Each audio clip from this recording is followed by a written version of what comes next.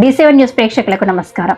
దర్శిలోని అద్దంకి రోడ్డులో రెడ్డి కాంప్లెక్స్ సమీపంలో గల ఆర్టీసీ బస్ స్టేషన్ నేడు అధ్వాన స్థితిలోనూ ప్రయాణికులకు అసౌకర్యాలతో అతి దీన పరిస్థితిలో ఉంది.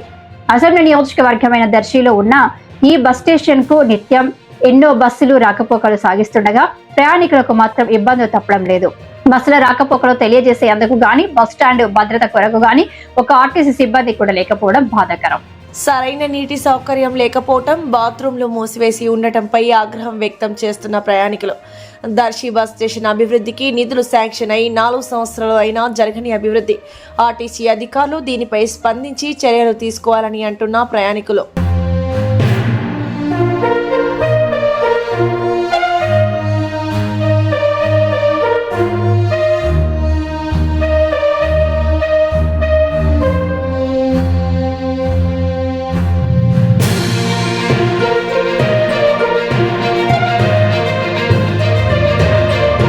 లైక్ చేసి, షేర్ చేసి, సబ్స్క్రైబ్ చేయండి.